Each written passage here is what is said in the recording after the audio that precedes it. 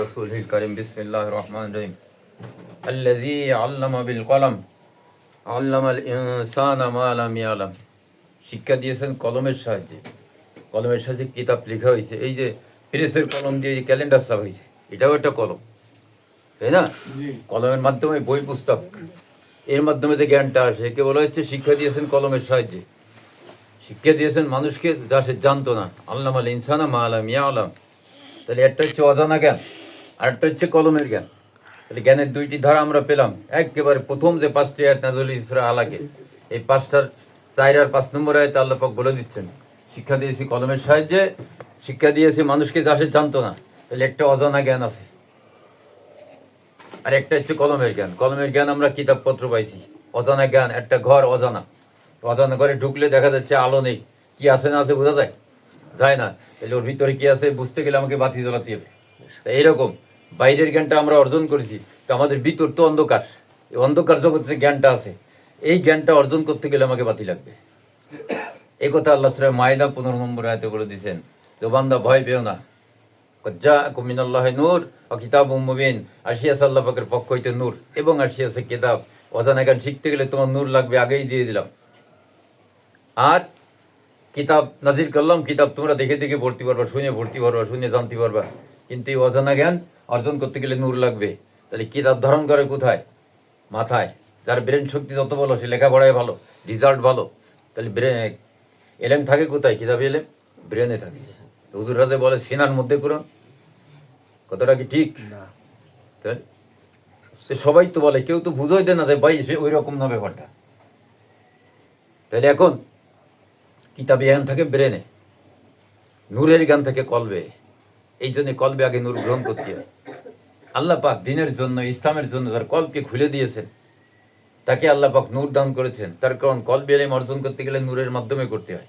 নূর যখন কল পেয়ে যায় তখন তার শক্তি বেড়ে যায়, তখন সে তার ক্যাচিং পাওয়ার বেড়ে যায়, তখন এই নূরের জ্ঞান সে অর্জন করে, ধারণ করে।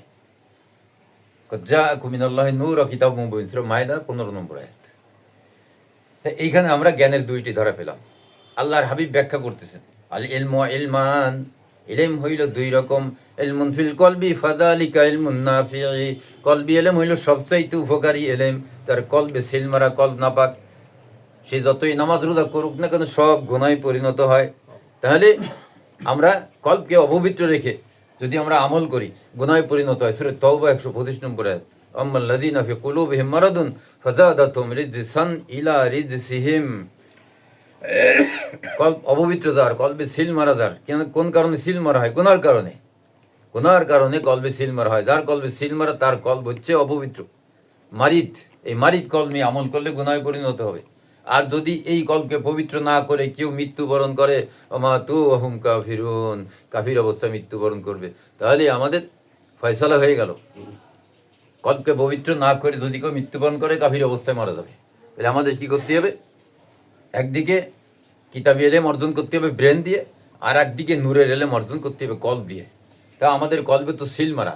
আমরা এখন কোথায় নূর পাবো? কি করে এটা অর্জন করা যায়? আল্লাহর হাবিবের উপরে হীরা গুহায় নূর নাজিল হয়, সূরা মাইদা 15 নম্বর আয়াত। তাই হীরা গুহায় যখন নূর নাজিল হয়, কিতাব নাজিল হয়, আল্লাহর হাবিব থেকে সাহাবারা পাইছেন, সাহাবাদের থেকে তাবেঈরা পাইছেন, সাহাবাদের থেকে তাবেঈরা পাবেন। দলিল কি? সূরা বাকারা 143 নম্বর আয়াত। এখানে আল্লাহ পাক বলতেছেন, ও সাহাবারা, তোমাদেরকে আমি এমন এক সম্প্রদায় হিসেবে কবুল করলাম যারা হবে মাধ্যম, তোমরা হবে জনগণের সাক্ষী। জনগণ যারা আসতেছে পরের জেনারেশন কিন্তু নবী পাবে না, পাবে তোমাদেরকে। তা তোমরা হবা সেই জনগণের সাক্ষী, তাবেঈদের সাক্ষী। আর তোমার সাক্ষী, তোমাদের সাক্ষী রইলেন আল্লাহ রসুল সাল্লাল্লাহু আলাইহি ওয়াসাল্লাম। তাহলে এখানে আল্লাহ পাক ইঙ্গিত দিয়ে দিলেন যে নবীর পরে সাহাবাদের কাছ থেকেই নূর পাওয়া যাবে, সাহাবাদের পরে তাবেঈর কাছ থেকে পাওয়া যাবে। এইভাবে আস্তে আস্তে বংশ পরস্পরায় আল্লাহর অলি মুর্শিদ, যিনি যার কলবে নূর আল্লাহ দান করেছেন এবং আসমান থেকে অনুমোদন প্রাপ্ত, ওই ব্যক্তির মাধ্যমে আমরা নূর পাবো। তার নাম হচ্ছে ওলিয়া মুর্শিদ। তাই ওলিয়া মুর্শিদের মাধ্যমে আমরা নূর পাবো।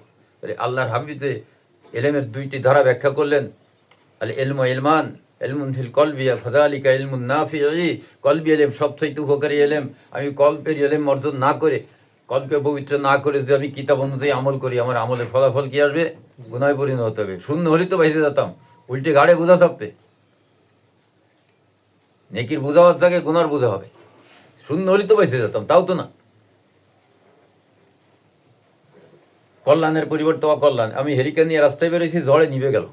তাহলে এখন আমি রাস্তা দেখবো কি দিয়ে? হেরিকেন তো নিভে গেছে। এখন এই নিজে আটটি পারতেছি না, হেরিকেন আমার গাড়ি এখন বোঝা 2 কেজি ওজন, সেটাও একটা বোঝা হয়ে দাঁড়ায়। তা এইরকম যে এলেমের ভিতরে নূর নাই, ওই এলেম হয়ে যায় ওই রকম বোঝার মতো। তা এইরকম লোক আমাদের সমাজে অভাব নেই, যারা এলেম শিখছে কিন্তু এলেম পবিত্র করে নাই, কল্পে পবিত্র করে নাই, বুঝে তাদের এলেম হয়ে গেছে অপবিত্র, ভ্রষ্ট। যেমন সূরা জাসিয়া 23 নম্বর আয়াত আল্লাহ বলতেছেন, আহমান সারাহাল্লাহ না আফারা আইতা মানিত্তাকাযা ইলাহাহু হাওয়াহু। দুনিয়া আসার পরে যারা এলেম কালাম শিখে একটা বুঝ পয়দা হয় তাদের ভিতরে, তখন তারা কি করে? কিতাব অনুযায়ী আমল শুরু করে। এটা তার ব্যক্তিগত মত না, ব্যক্তিগত মত, সে যা বুঝিছে তাই করে। এই নফসের গোলামি। এই ব্যক্তিকে আল্লাহ বলতেছেন, তুমি কি দেখো না যে নফসের গোলামি করে? আমি তো রসুলের কাছ থেকে কিতাব শিখতে বলেছি। ওই আল্লিমুকুমুল কিতাব, সূরা বাকারা 151 নম্বর আয়াত। রসুল তোমাদের কিতাব শিক্ষা দেবে। রসুলের বর্তমানে কে শিখাবেন? নায়েবে রসুল। এই নায়েবে রসুলের কাছে কিতাব না শিখে আমরা নিজে নিজে কিতাব পড়ে কিতাব শিখলাম, কিতাব অনুযায়ী আমল করলাম, তাতে আমাদের ফলাফল কি আসবে? সূরা জাসিয়া আল্লাহ বলে দিচ্ছেন, তুমি কি দেখো না যে নফসের গোলামি করে, সে যা ভালো মনে করে তাই করে। ওয়াদাল্লাহুল্লাহু আলা ইলমি, আল্লাহ পাক তার এলেমকে ভ্রষ্ট করে দেন ওই হেরিকেন নিবার মতো। এলেম থেকে নূর তুলে নেন, তখন তার এলেম হয়ে যায় ভ্রষ্ট, অন্ধকার। অন্ধকার এলেম মানুষকে পথ দেখাতে পারে না। এই জন্যে ওই ব্যক্তি কি করে? নিজের মন মতো যা ভালো বোঝে তাই করে। এরকম সমাজে অনেক লোক আছে। আমরা মাহফিলে একটা মহিলা আসলো, 30 বছর সেই কিতাব দেখে তালিম করায় বেড়ায় বিভিন্ন মহল্লায়, তালিম করায় বেড়াতে বেড়াতে তো আমাদের মাহফিলে আসছে। আসার পরে আমি যখন এসব আলোচনা করতেছি, সূরা নিসা 69 নম্বরের আলোচনা করছি। আলোচনা করলে পরে এখানে নবী রসুলদের সঙ্গে দেখা হবে, যারা সঠিক ইমানদার হবে। তো এই কথা বলার পরে উনি বলতেছেন, আমি তো নবীরে দেখেছি, ও নূরও দেখেছি। তাই আমি জিজ্ঞেস করলাম, আপনি কোন সিলসিলায় কাজ করেন? আমি কোনো তরিকা কাজ করি না, আমি কিতাব দেখে আমল করি। তখন আর বুঝতে বাকি থাকে না। তখন আমরা বিলায়েতের জাল দিয়ে তার নবীকে আটকায় দিলাম। নবীর হাতে একটা লণ্ঠন আছে, মুখ ভরা দাড়ি, মাথায় পাগড়ি, জুব্বা গায়ে, সেই রকম পরহেজগার, একেবারে মুত্তাকি পরহেজগার। দেখলে আপনার পছন্দ হবে যে আমার সে তার সাজগোজ ভালো, পরিপূর্ণ সুন্নতের উপরে। তা এই ব্যক্তিকে দেখে সে মনে করেছে নবী।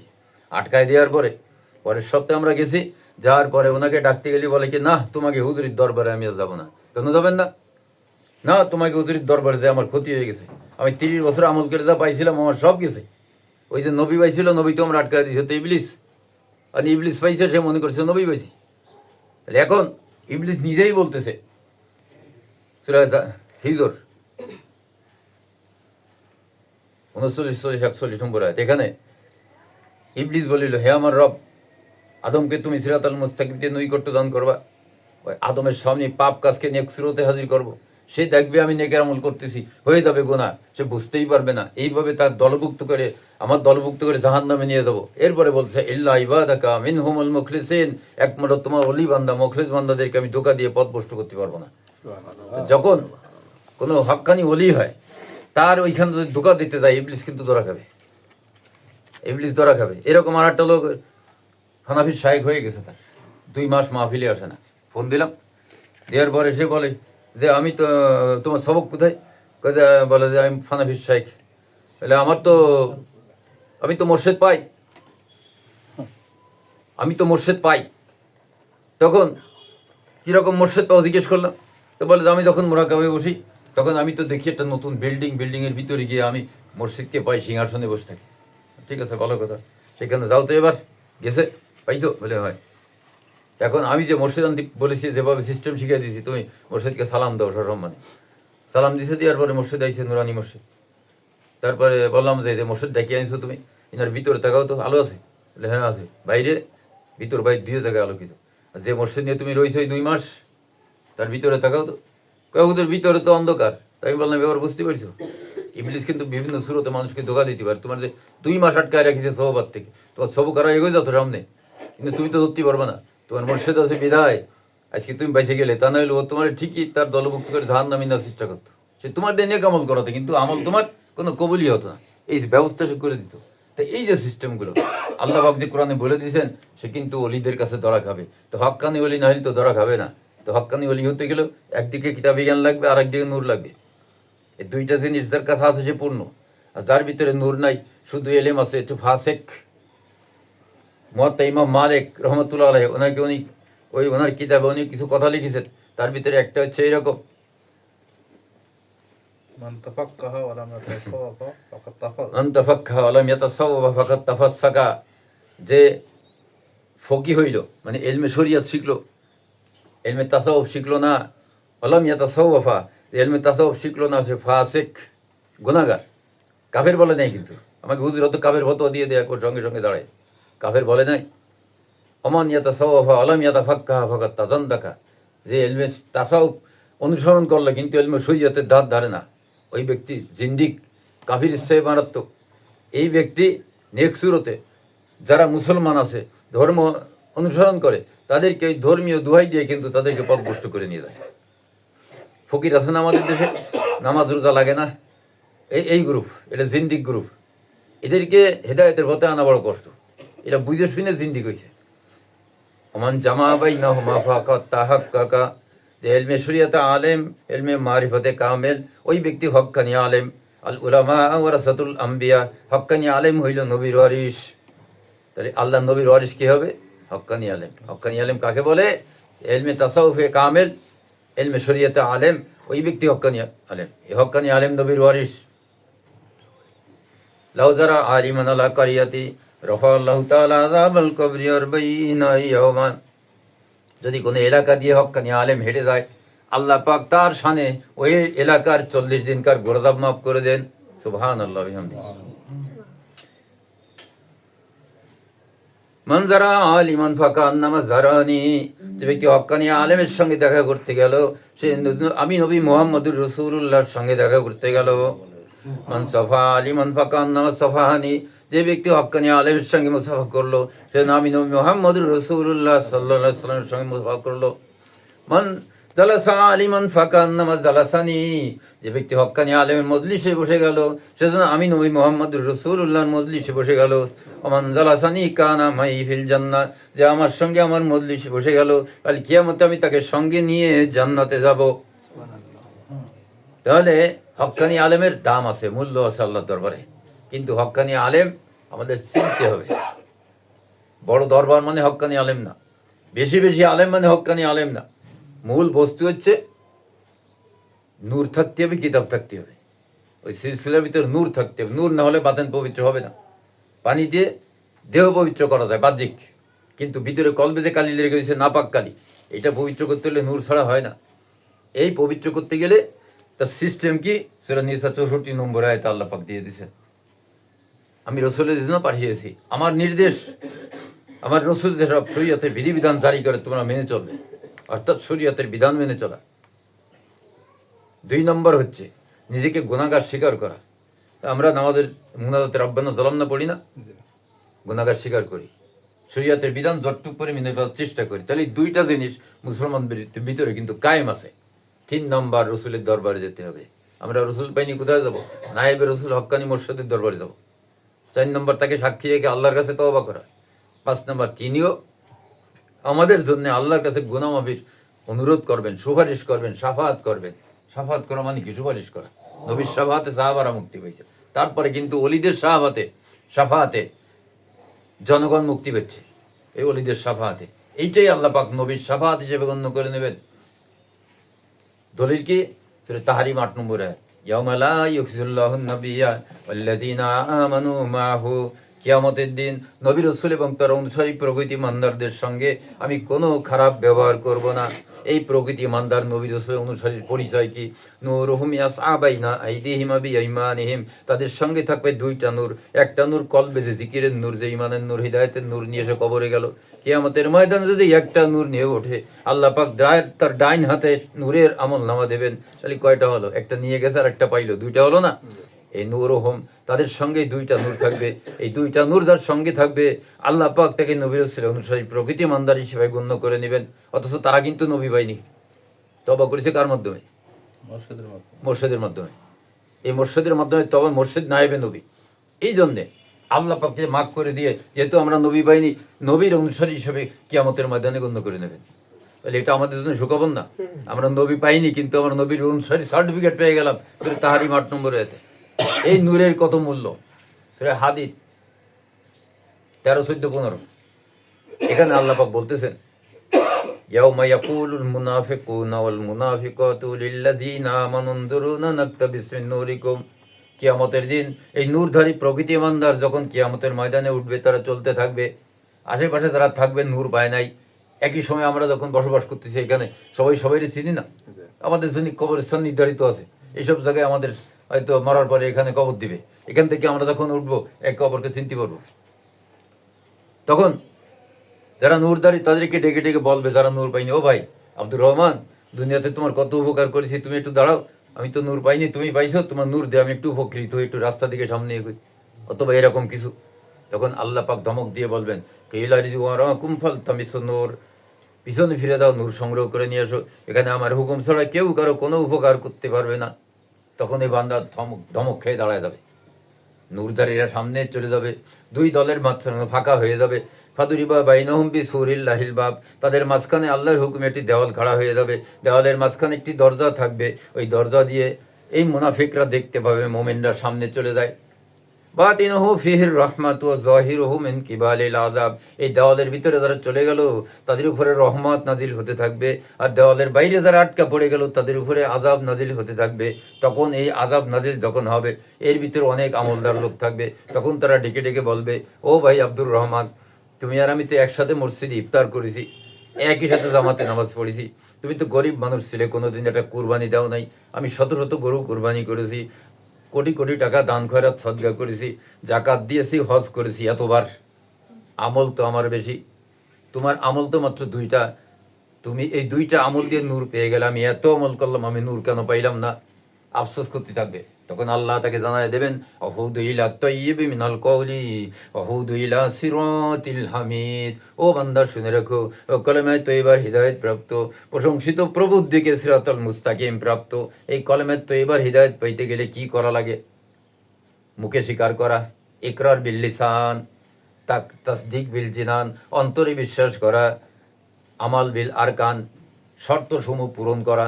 এই শর্তসমূহ আছে সূরা নিসা 64 নম্বর আয়াতে। 1 নম্বর হচ্ছে শরীয়তের বিধান মেনে চলা, 2 নম্বর হচ্ছে গুনার কারণে অনুতপ্ত হওয়া, 3 নম্বর হচ্ছে মুর্শিদের দরবারে যাওয়া, 4 নম্বর হচ্ছে তাকে সাক্ষী রেখে আল্লাহর কাছে তওবা করা, 5 নম্বর তিনি আমার জন্য আল্লাহর কাছে গুনাহ মাফির দোয়া করবেন, সুপারিশ করবেন। এই 5টি শর্ত যদি পূরণ করতে পারে বান্দা, আল্লাহ পাক 6 নম্বর পূরণ করে দেন, লাওয়াজাদুল্লাহ তাওয়াবার রহিমা, আল্লাহ পাক দয়া করে মেহেরবানি করে তার জীবনের গুনাহ মাফ করে দেন। আল্লাহ পাক ক্ষমাশীল পরম দয়ালু। যখন বান্দার গুনাহ মাফ করে দিয়ে আল্লাহ পাক রহমতের কোলে তুলে নেন, আল্লাহ পাক সবচেয়ে বড় নিয়ামত, সৃষ্টি জগতে সবচেয়ে বড় নিয়ামত থেকে দান করে দেন। সে নিয়ামতটা কি? সূরা জুমার 22 নম্বর আয়াত। ইসলাম, আল্লাহ পাক দিনের জন্য, ইসলামের জন্য যার কলবকে খুলে দিয়েছেন, কলবের সিল কেটে দেন, তখন তাকে ফাহুয়ালা নূর মির রব্বি, আল্লাহ পাক তাকে নূর দান করে দেন। কলবে এই নূর গ্রহণ করে নূর দ্বারা সে আলোকিত হয়ে থাকে, কলবে তার জিকির জারি হয়। এই জিকির জারি হওয়া মানেই হচ্ছে পিছনের গুনাহ মাফ, জিকির জারি হওয়া মানেই হচ্ছে কলবের সিল কেটে দেওয়া, জিকির জারি হওয়া মানেই হচ্ছে সিরাতাল মুস্তাকিমে ঢোকা। এই সিরাতাল মুস্তাকিমের জন্য আমরা প্রত্যেক রাকাতে সূরা ফাতিহার ভিতর বলি না, ইহদিনাস সিরাতাল মুস্তাকিম। চিন্তা করে দেখেছি সিরাতাল মুস্তাকিম কোথায়? কোনোদিন চিন্তা করিনি। তো কোরআন আল্লাহ নাজিল করেছেন কি তাকের পরে থুয়ে দিতি চুমুকে, তাবিজ লিখতি আর ফু দিতি? মুক্তির জন্য দিছেন কোরআন। আপনি যদি কোরআন না বোঝেন, মুক্তি আসবে কি করে? তো এই জন্য কোরআন বুঝতে হবে সিরাতাল মুস্তাকিম কোথায়। মানুষ যখন গুনাহ করে সিরাতাল মুস্তাকিমে সিল মেরে দেওয়া হয়। এত জায়গা থাকতে কলবে কেন সিল মারে? সিরাতাল মুস্তাকিম তোর ভিতরে, এই সিরাতাল মুস্তাকিমে সিল মেরে দেওয়া হয়। যখন মানুষ গুনাহ মাফ হয়ে যায়, সিরাতাল মুস্তাকিমের গেট খুলে দেন, আল্লাহ সিল কেটে দেন, তাকে নূর দান করেন। নূর নিয়ে বান্দা সুদূরের মাকামে প্রবেশ করে, সুদূর থেকে নসরে প্রবেশ করে। এই নসরের মাকামে যখন প্রবেশ করে, তখন এই নসর পাশ করে তারা উপরে উঠতে হয়। এখানে 7টা স্টেশন আছে, সুদূর থেকে, সুদূর, নসর, শামসি, নুরিক, কুরবি, মাকিন, নাফসি। 7টা স্টেশনের দূরত্ব হচ্ছে, এক একটা হচ্ছে 500 বছরের রাস্তা। তাহলে 533 বছর, 500 বছর আল্লাহ আগায় দেন, বাকি থাকে 3000। এইটা নিজের চলতে হয়। তা কলবের ভিতরে যে সিরাতাল মুস্তাকিম, এ কোনোদিন শুনিও নাই, আমি এ রাস্তায় কোনোদিন চলিও নাই, আমি এখন কিভাবে চলবো? না কোনো কিতাবে পাচ্ছি। তো আল্লাহ পাক পরামর্শ দিচ্ছেন, আবতাগু ইলাইহি ওয়াসিলা, তারা এই রাস্তায় চলে সফলতা লাভ করেছেন, তুমি তার সঙ্গ লাভ করো। ওয়াজাহিদু ফি সাবিলিহি, উনি যেভাবে আমল করে এই সফলতা লাভ করেছেন, এই রাস্তা অতিক্রম করেছেন, তুমি তার থেকে সাজেশন নিয়ে সেইভাবে চলো, তার তরিকায় চলো, সেইভাবে চলো। লা আল্লাকুম তুফলিহুন, তাহলে তুমিও সফলতা লাভ করতে পারবে। আল্লাহ সহজ করে দিলেন না? যদি বলা হতো মুফতি না পাস করলে এই রাস্তা পাবা না, শাইখুল হাদিস না হলে পাবা না, মুফাসসিরে কোরআন না হলে পাবা না, হাফেজ সাহেব না হলে পাবা না, কয়জনে ভাবতো? হাজারে একজন ভাবতো না। তাহলে আল্লাহ পাক এত সহজ করে দিয়েছেন, রিক্সাওয়ালা থেকে নিয়ে একেবারে আজহারের ডিগ্রিধারী লোক পর্যন্ত এই পারবে। কিন্তু তাকে যেতে হবে কোথায়? মুর্শিদের কাছে। মুর্শিদের সাহায্য নিয়ে তাকে চলে, তাই রিক্সাওয়ালা থেকে নিয়ে, আনপড় থেকে নিয়ে একেবারে সর্বোচ্চ ডিগ্রিধারী লোকও পারবে। এত সহজ করে দিয়েছেন আল্লাহ। তাহলে দেখেন, যে ব্যক্তি ভালো করে পড়তে পারে না, আলহামদুলিল্লাহ পড়তে 2007 আয়াতে 7 দুনো 14 বলে, এর তো আমল কবুল হওয়ার কথা না। আল্লাহ কি দেখবেন? ইন্নাল্লাহা লা ইয়ানজুরু ইলা সুওয়ারিকুম আমালিকুম, তুমি কত সুন্দর পড়ো আল্লাহ দেখে না, তোমার মাথায় পাগড়ি আছে কিনা আল্লাহ দেখে না, তোমার জুব্বা জব্বা আছে কিনা আল্লাহ দেখে না, তুমি কত রাকাত তাহাজ্জুদ পড়ো তাও দেখে না। তাহলে আমরা যেগুলোরে নিয়ে বড়াই করি, আল্লাহ তো কিছুই দেখে না। তাহলে এখন আল্লাহ দেখেন কি? ওয়ালাকিন নানজুরু ইলা নিয়াতিকুম ওয়া কুলুবিকুম, আল্লাহ দেখেন তোমার নিয়ত, তোমার কলবের অবস্থা, কল পবিত্র না অপবিত্র, তোমার কলবের যে স্তরগুলো আছে কতটুকু অতিক্রম করেছো। নূরের স্কেল দেখে আল্লাহ। আমলের মাধ্যমে যে নূর পাই আমরা, নেকি, নেকি মানে নূর, এই নূর যে পাই, ওই নূর কতটুকু আমার কলবে জমা হয়েছে এইটা দেখে আল্লাহ। ওইখানে দেখলে বোঝা যায় যে তোমার আমল কি করতেছে না করতেছে। ছেলে লেখাপড়া কেমন করেছে, পরীক্ষার রেজাল্ট আসলে বোঝা যাবে। যতই ফুটনি দেখা, পরীক্ষার রেজাল্ট আসলে বোঝা যাবে। তো এইরকম আল্লাহ পাক তো রেজাল্ট দেখে, বাহ্যিক স্রোত দেখে না। এখন আমরা জানিয়ে বড়াই করি, আল্লাহ পাক তা দেখে না। যদি তাই দেখতেন, হযরত বিলাল রাদিয়াল্লাহু তোমার একটা আজানও কবুল হতো না। হতো? যারা শুনে মুখস্থ করেছে কোরআনের আয়াত, অধিকাংশ সাহাবী শুনে মুখস্থ করেছে, লেখাপড়া কয়জনে জানতো? তা এইরকম এইগুলো চিন্তা করতে গেলে দেখা যায় যে মানুষ ভয় ভয়ে পিছিয়ে যাবে। আমার তো সুরো গিরাত হয় না, আমি কি নামাজ পড়বো? আসলে আপনি যদি কলকে পবিত্র করতে পারেন, নূর পেয়ে যান, কলবে জিকির হয়, কলব জিন্দা হয়, তো আপনি যে আমল করবেন এই আমলের রেজাল্ট আপনি পাবেন। হচ্ছে কি হচ্ছে না আপনি বুঝতে পারবেন। ফাম্মাল্লাযিনা আমানু ফাযাদাতুম ঈমানান ওয়া হুম ইস্তাবশিরুন, যে নূরটা আল্লাহ দান করলেন, এটা নেকির ঈমানের নূর। যখন মানুষ আমল করে, ঈমানের নূর নেকির নূরকে অলংকৃত করে, এই নেকির নূর ঈমানের নূরকে অলংকৃত করে। এটা হচ্ছে ঈমানের অলংকার। আমাদের আমল, যত আমল করবো হত নেকি আসবে। নেকির নূর আমার ঈমানের নূরের সঙ্গে যোগ হয়ে এটা কি করবে? বাড়িয়ে দেবে। ফাযাদাতুম ঈমান, ঈমানকে বাড়িয়ে দেবে, ঈমানের নূর বাড়বে। যখন কলবে জিকির চালু হয়, এরপরে আমরা যত আমল করবো তত কিন্তু জিকিরের হাল বাড়তে থাকে। কেন বাড়ে? নেকির নূর এসে ওর সঙ্গে যোগ হচ্ছে। অহুম ইয়াস্তাবশিরুন, এই অবস্থা যারা পৌঁছেছে তারা আমলে বসলে তাদের অন্তরে শান্তি লাগে, খুশি হয়। দুরূদ পড়তে পড়তে জিকিরের হাল যদি বেড়ে যায়, ভালো লাগে না? মুরাকাবায় বসলি যখন আমরা জিকির করি, ভালো লাগে না? তো এই যে ভালো লাগা, কেন ভালো লাগে? এই জন্যই ভালো লাগে, যেহেতু ইমানের নূরের সঙ্গে যখন নেকির নূর যোগ হয় তখন নূরের পাওয়ার বেড়ে যায়। এই নূর হচ্ছে আমার অন্তরের খোরাক, এটা যত বেশি পায় অত খুশি। একদিন সকালবেলায় আমি ছাদে, তো আমার এক ডাক্তার সাহেব আছেন, নিরালায় থাকতেন, বাসায় ট্রান্সফার করে চলে গেছে সোনাডাঙ্গে। ফোন দিছি আমি, 1 সপ্তাহ যোগাযোগ করে, ফোন ধরেছে, চোর ঘরে বসে পড়ে কথা বলতেছে। কি ডাক্তার সাহেব কেমন আছেন, কি অবস্থা? না, মনে শান্তি নেই। কেন, কি হয়েছে? তা তো বলতে পারি না। আমি তখন তো বুঝতে পারছি, কলবে খেয়াল করে দেখি কলবে ভয়েস নেই, কল ডাউন হয়ে গেছে একদম। আমি 2-3 মিনিট ভয়েস দিয়ে যখন চালু হয়েছে ভালো, তখন আবার ফোন দিছি, দিয়ে বলছে ডাক্তার সাহেব এখন কেমন লাগতেছে? এখন তো ভালো লাগতেছে, আমার কি হয়েছিল? আমি করছি একটা বাচ্চাটা যদি আপনি একটা মুরগির বাচ্চা, সে ফুটে বেরোয় গেছে, এখন তাহলে খাবার না দেন সে কি করবে? চিল্লে বাড়ি মাথায় করবে না? অশান্তি সৃষ্টি করবে না? খাবার দেবেন তো ঠান্ডা হয়ে যাবে। আপনার কল তো এখন জিন্দা, ওর খোরাক আছে না, আপনি দেননি 1 সপ্তাহ, কি হবে? একদম বন্ধ হয়ে যায়নি, দুর্বল হয়ে গেছে, এখন ভালো লাগতেছে। তো এই যে ভালো লাগা, অহুম ইয়াস্তাবশিরুন, কোরআনের আয়াতে সূরা তাওবা 124 নম্বর আয়াতে আল্লাহ বলে দিয়েছে, এরকম খুশি হবে, ভালো লাগবে। তো এই অবস্থাটা প্রাপ্ত হতে গেলে আমাদের কলব রাডারটা চালু করতে হবে। তাহলে কি হবে? ইমানদার যখন নেক আমল করে, আমি সঙ্গে সঙ্গে নেকিটি বান্দা বুঝতে পারে এবং খুশি হয়। এই প্রকৃতি ইমানদার হতে হবে। প্রকৃতি ইমানদারের পরিচয় কি? সূরা আনফাল 2 নম্বর আয়াত, ইন্নামাল মুমিনুন আল্লাযিনা ইযা যুকিরাল্লাহ ওয়াজিলাত কুলুবুহুম। ওরাই প্রকৃতি ইমানদার, আল্লাহর দৃষ্টিতে সে আল্লাহর নাম স্মরণ করলে তার কলব আল্লাহ আল্লাহ জিকির করে ও দুলতে থাকে। তাই মদিনার জামাতে এই জিনিসগুলো সহজে সংক্ষেপে বোঝা যায়। আমরা এই জিনিসগুলো কেন অবহেলা না করি, আমরা ধৈর্য ধরে এগুলো শেখার চেষ্টা করি। আল্লাহ পাক আমাদের সবাইকে তৌফিক দান করেন বলে আমিন। আসসালামু আলাইকুম রহমতুল্লাহ। না কিরকম যার নড় এসে বুঝতে পারে, তার তো বুঝে দেওয়া যায় না যে ওই সাপ দেখলে চুমকে ওঠে এরকম, এরকম তো না, ওটা তো ভয়ে চুমকে ওঠে। মিনাল খৌফ, তো কোরআনে খৌফ কথাটা লেখা নেই। ইজা জুকিরা সিম্পল একটা শব্দ, স্মরণ করলেই কল আল্লাহ আল্লাহ দিকে করবে, ঝুলতে থাকবে যে কোনো কারণে স্মরণ। তোলা এই ঘড়ির দোলক দোলে না, ঘড়ি দোলায় না, ওই কথাটা এখানে লেখা আছে। যে প্র্যাকটিক্যালি না করেছে সে তো বুঝবে না।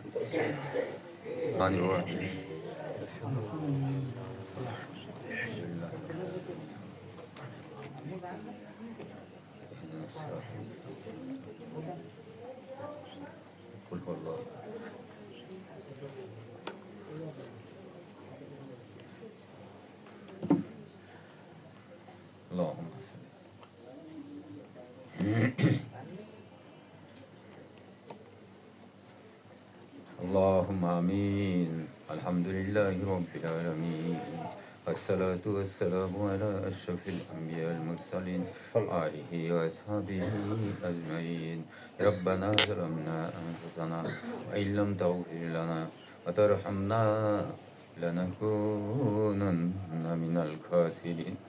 ربنا لا تزغ قلوبنا بعد إذ هديتنا وهب لنا من لدنك رحمة إنك أنت الوهاب. ربنا اغفر لي ولوالدي رب ارحمهما كما ربياني صغيرا. মাবুদ মেহেরবান পরওয়ারদিগার, আমরা একজন গুনাহগার বান্দা, তামাম জিন্দেগির গুনার বোঝা নিয়ে বড় আশা নিয়ে আপনার শাহী দরবারে হাত তুলেছি। মাওলা মেহেরবানি করে আপনার প্রিয় হাবিবের মহব্বতে, আপনার প্রিয় বান্দাদের নেক দরবার করতে, মুর্শিদ কেবলার ওসিলায় দরবার করতে হাতগুলিকে শাহী দরবারে কবুল করে নিন। আমাদের तमाम জিন্দেগির গুনাহগুলিকে মেহেরবানি করে মাফ করে দিন। এই মাহফিলে যা কিছু আমল হয়েছে ভুল বেয়াদবি ক্ষমা করে দিয়ে শাহী দরবারে কবুল করে নিন। দরবারে ইলাহিতে যদি কোনো সওয়াব কোনো নেকি মঞ্জুর করে থাকেন, এ সময় বাড়িয়ে দিয়ে দয়াল নবীজির পাক রওজায়ে সোনার মদিনায় পৌঁছে দিন। নবীজির আহল পরিবার, সাহাবা সাহিবিন, তাবেঈন, খুলাফায়ে রাশিদিন, আজওয়াজে মুতাহহারাত উম্মাতুল মুসলিমিন, আম্বিয়া কিরাম, আউলিয়া কিরাম, সিদ্দিকিন, সালিহিন, শুহাদা, বারো ইমাম, বুজুর্গানে দিন, तमाम দুনিয়ার মাটির নিচে যত আশিকে রাসূল সত্য প্রেমিক সৃষ্টিকুল আছেন সকলের পাক প্রিয় সওয়াবখানি পৌঁছে দিন। যত হক তরিকার শায়েখ মাশায়েখ অনুসারী, হক মাযহাবে ইমাম তার অনুসারী কবর জগতে চলে গেছেন সকলের পাক প্রিয় পৌঁছে দিন। ফুরফুরা সিলসিলায় যত পীর আউলিয়া আশিকিন জাকিরিন কবরবাসী আছেন সকলের পাক প্রিয় পৌঁছে দিন। রব্বুল আলামিন মদিনার জামাতে যত শায়েখ মাশায়েখ আশিকিন জাকিরিন মুহিব্বিন তালিবিন কবর জগতে চলে গেছেন সকলের পাক প্রিয় পৌঁছে দিন। ও রব্বুল আলামিন সকলকে মেহেরবানি করে মাফ করে দিন। চিরদিনের জন্য সকলকে নাজাত দিয়ে দিন। যারা দুনিয়াতে বেঁচে আছেন তাদের উপরে খাস রহমত বরকত নাজিল করে দিন। আমাদের মাতা পিতা মুরব্বি আত্মীয় স্বজন পাড়া প্রতিবেশী বংশের মানুষ মহাব্বতের মানুষ নিকট আত্মীয় দূর আত্মীয় ভাই বন্ধু পীর উস্তাদ পিতৃকুল মাতৃকুল শ্বশুরকুল শাশুড়িকুলের ভিতরে এলাকার ভিতরে দেশের ভিতরে বিশ্বের বুকে যত মানুষ ঈমান নিয়ে কবরে গেছেন সকলের পাশে পৌঁছে দিন। রব্বুল আলামিন সকলকে মেহেরবানি করে মাফ করে দিন। চিরদিনের জন্য সকলকে নাজাত দিয়ে দিন। আমরা গুনাহগার বড় আশা নিয়ে আপনার শাহী দরবারে হাত তুলেছি। মাওলা মেহেরবানি করে আমাদেরকেও মাফ করে দিয়ে কবুল করে নিন। মদিনার জামাতের পরিপূর্ণ ফয়েজ বরকত নিয়ামত নিসবত নসিব করুন। সবকের পরিপূর্ণ দান করুন। সবককে আমাদের জন্য সহজ করে দিন। ইবলিস রূপী, জিন রূপী, মানুষ রূপী শয়তানের টোকা থেকে হেফাজত করুন। আল্লাহ রব্বুল আলামিন যারা মাহফিলে আসতে পারেনি আসার তৌফিক দিন, তাদের কাছে মাহফিলের ফয়েজ ও বরকত পৌঁছে দিন। আমাদের আল পরিবারদেরকে কবুল করুন, কবুল থেকে মকবুলিয়াতের দরজায় পৌঁছে দিন, রোগ শোক বালা মুসিবত বিপদ আপদ দূর করে দিন, প্রত্যেকের পরিবারের ভিতরে খৈর ও বরকত দান করে দিন, মৃত্যু পর্যন্ত হক তরিকা টিকে থাকার তৌফিক দিন, এই তরিকার আমল করার জন্য উপযুক্ত পরিবেশ দান করুন। যারা মোবাইলে শামিল আছেন তাদেরকে কবুল করে নিন, মাহফিলের ফয়েজ ও বরকত তাদের কাছে পৌঁছে দিন, সকলের আহলিয়াদের কবুল করে নিন। আল্লাহ রব্বুল আলামিন যার যে দিলেন নেক মাকসুদ পুরা করে দিন। হে মাবুদি কিবরিয়া অন্তর্যামী, অন্তরের খবর তো আপনি রাখেন মাওলা, যার যে দিলেন নেক মাকসুদ আছে পুরা করে দিন, বাকি রোজাগুলো পালন করার তৌফিক দিন রব্বুল আলামিন। খাস করে মেহেরবানি করে যারা অসুস্থ আছে সবাই কল্যাণ নসিব করে দিয়ে খায়তকে দারাজ করে দিন, যারা অর্থে কষ্টে ভুগতেছেন হালাল রুজির মাঝে খৈর ও বরকত দান করে দিন আল্লাহ রব্বুল আলামিন। ব্যবসা বাণিজ্যে খৈর ও বরকত দান করে দিন আল্লাহ, হালাল ভাবে করার তৌফিক দান করে দিন আল্লাহ রব্বুল আলামিন। শারীরিক আর্থিক মানসিক সার্বিক সুস্থতা দান করে দিন। যারা এলেম শিক্ষার চেষ্টা করতেছি মাবুদ, তিনি এলেম শিক্ষা করার তৌফিক দান করে দিন আল্লাহ, জেহেন শক্তি বৃদ্ধি করে দিন, সঠিক উপকারী এলেম শিক্ষা করার তৌফিক দান করে দিন আল্লাহ রব্বুল আলামিন। আপনার বান্দা বান্দিরা দূর দূরান্ত থেকে কষ্ট ক্লেশ করে আসেছেন মাওলা, এই রোজা রেখে মেহরবানি করে কার কি মনের মাকসুদ পুরা করে দেন মাওলা, সকলের আহলিয়াদের কবুল করে নেন আল্লাহ। যারা আসতে পারেনি তাদেরকে আসার তৌফিক দিন, যারা দোয়া চেয়েছেন দোয়াগুলিকে কবুল করে নেন আল্লাহ। সুবহান রাব্বিকা রাব্বিল ইজ্জাতি আম্মা ইয়াসিফুন ওয়া সালামুন আলাল মুরসালিন আলহামদুলিল্লাহি রাব্বিল আলামিন। ওয়াজাল আখিরি কালামিনা ইনদাল মাউত লা ইলাহা ইল্লাল্লাহু মুহাম্মাদুর রাসূলুল্লাহ সাল্লাল্লাহু আলাইহি ওয়াসাল্লাম। আসসালামু আলাইকুম ওয়া রাহমাতুল্লাহ।